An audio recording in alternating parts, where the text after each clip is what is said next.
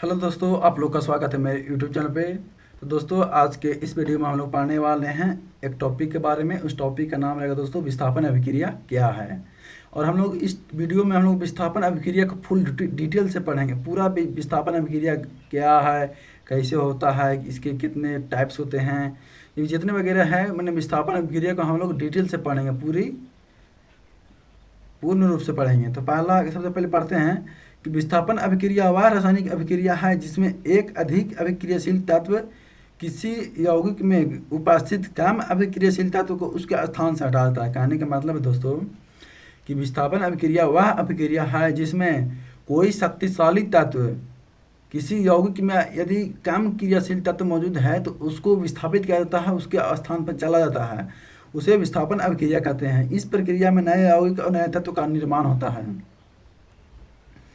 इसका सामान्य समीकरण हो जाएगा जैसे कि A प्लस बी सी बनेगा AC प्लस बी, यानी BC की जगह AC हो जाएगा, B को हटाकर A चला जाएगा। A अधिक क्रियाशील तत्व है, BC वह यौगिक जिसमें B उपस्थित है, AC नया यौगिक है, B विस्थापित तत्व है। उदाहरण के लिए पहला है जिंक और कॉपर सल्फेट। जिंक कॉपर से अधिक क्रियाशील, जिंक जो होता है वो कॉपर से अधिक क्रियाशील धातु होता है, इसलिए जिंक कॉपर सल्फेट से कॉपर को बाहर निकाल देता है। नीले रंग का कॉपर सल्फेट विलयन धीरे धीरे रंगहीन हो जाता है और कॉपर धातु जमा हो जाती है।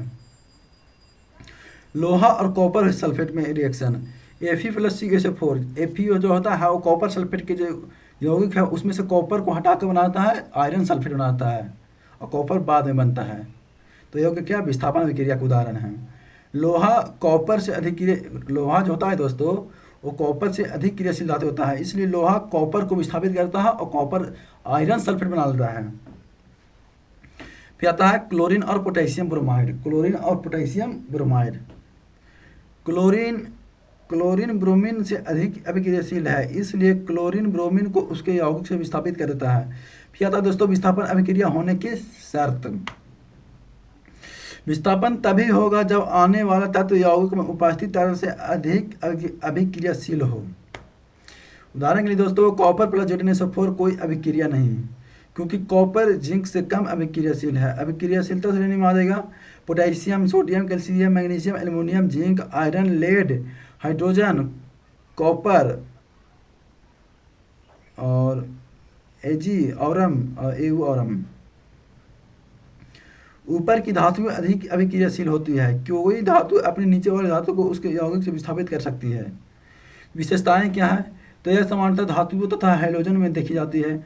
इसमें एक तत्व दूसरे तत्व का स्थान लेता है, नई धातु या अधातु मुक्त अवस्था में प्राप्त होती है।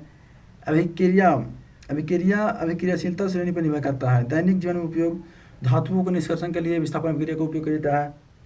धातु की शुद्धता को जांचने के लिए, रासायनिक उद्योग में, विभिन्न यौगिक बनाने में, बैटरियों और विद्युत रासायनिक प्रक्रियाओं में।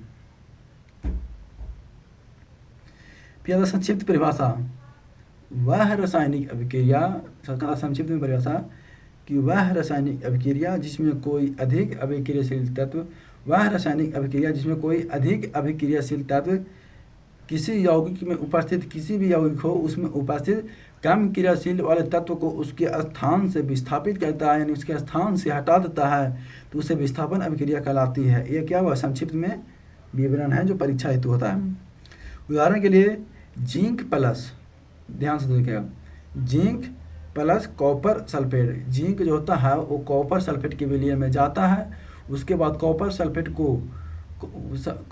के विलयन से कॉपर को उसके स्थान से विस्थापित करता है और जिंक सल्फेट का यौगिक बना लेता है और बाद में कॉपर का निर्माण होता है प्लस में।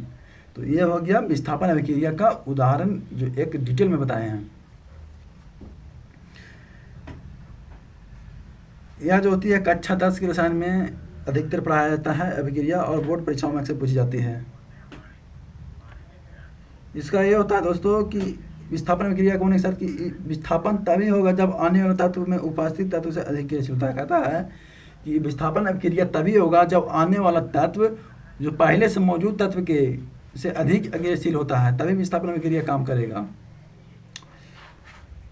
तो ये हो गया विस्थापन अभिक्रिया का उदाहरण। दोस्तों फिलहाल के लिए इतना ही, फिर मिलते हैं नेक्स्ट वीडियो में। थैंक यू, धन्यवाद।